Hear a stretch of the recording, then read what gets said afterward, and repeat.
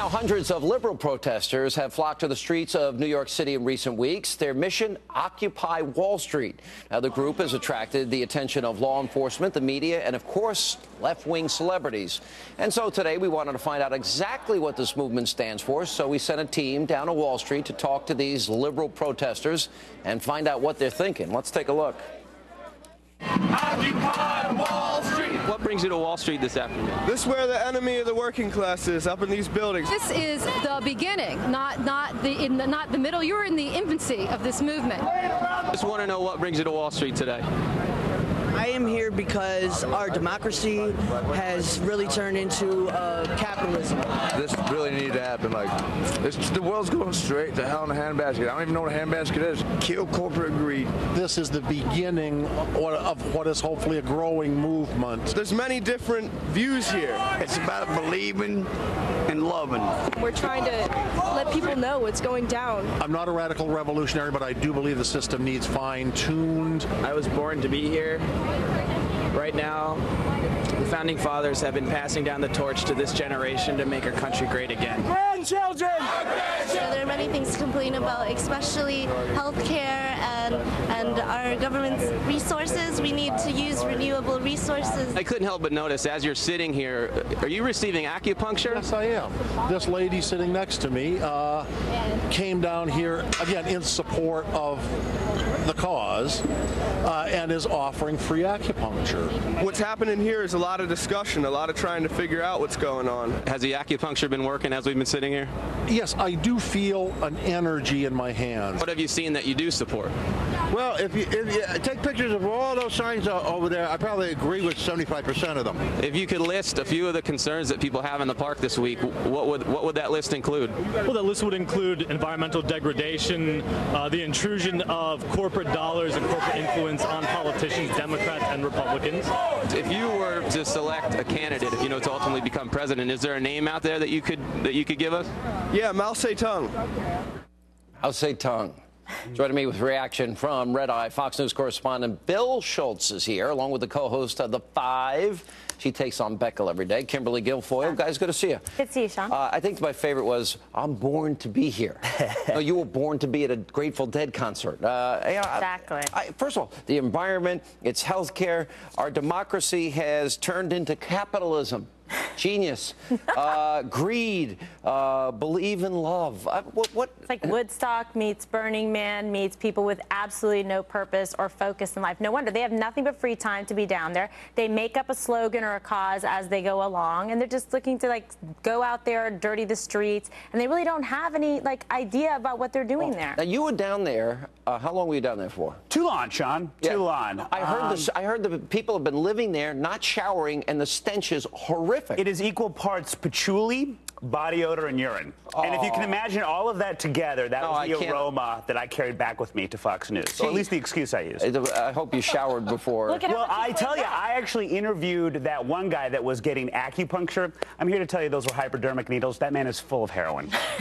It seemed I can't say that for sure, but... He had energy in his hand. Yeah, well, he had something in his hand. But it inspired you to shower and comb your hair. Look how much more presentable I am after being around that filth. Almost unrecognizable. I like it. Yeah, well, that was almost a compliment. All right, our team of Cracker Jack producers also asked the question what they thought of me. And I thought for fun we'd play some of that. Do you watch Sean Hannity by any chance? You know what? I can't stomach him. It's just too much. It's too crazy. You like Fox News? Yeah, I do like Fox News. And do you watch the Hannity show? I haven't watched Hannity in a while. Well, we sound like we have very similar backgrounds. My father is also of the Depression, but we have a building business, which my brother took over. My brother, by the way, Sean, loves you. He's a Tea Party guy, and he loves you. What's turned you off about Sean Hannity? Why don't you watch the show? Timing-wise, I guess it just doesn't sync up with my schedule. You ever seen Sean Hannity? What do you think of him? He's okay. He's okay? He's okay. I mean, I didn't really have nothing. It's no comment. What do you think of that show? I believe he's incredibly didactic and demagogic. You would say Sean Hannity has extreme views, is that right?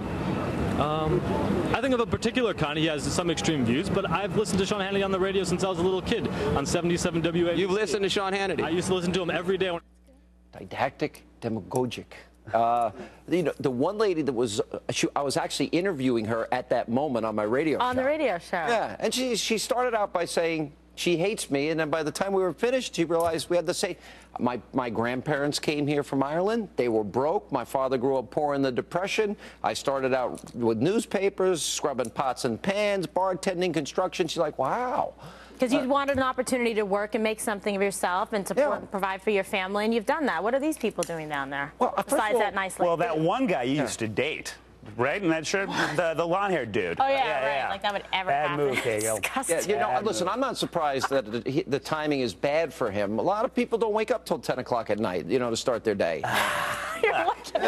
This is early for me. Red eye, hello. This is early for me. All right, you actually coffee. You went down there too, and while you were down there, you interviewed a woman, and we have that tape. Yes. Well, let's roll this. You are nothing but a piece of trash. You're like a female Greg Gustav. You are a piece I am not getting paid to be insulted like this, madam. Yeah, yes you are. You insult yourself. Who are you with? I insult myself. You insult yourself. She didn't like you. Whoa. Well, you know what I do like? The Peabody that I won for that package. Best wardrobe. I was very proud of that. Yeah, I brought some of the signs. As you know, I like to do investigative journalism, so I brought some of the signs I was there. Kimberly, what's one thing that hippies like most? Drugs. I know. Guys, come on. They like wordplay. Oh, so right now we've got neckties. Like rectie. And then we asked them, am I right? Right. This one I thought was a little firm, but a lot of people didn't agree. Yeah. There was a big bagel crowd. And they said, yeah, we love bagels. This one everyone seemed to agree with. Give me your money. Yes. Yeah, that was a universal. And then, of course, the old standby. Bring back growing pains. I like that. I mean, either you're a Family Ties guy or a growing pains guy, but that was a quality sitcom. Let me ask one last question, one serious question of you. Do you notice the class warfare, greed, capitalism? Where did that come from?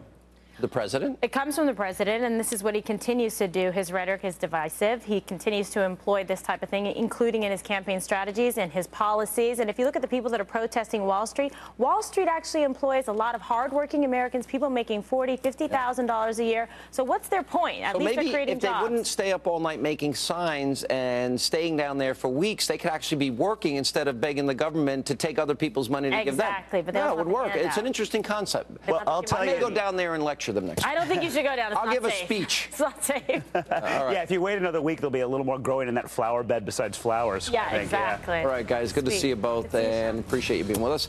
Let not your heart be troubled. Our great American panel is next.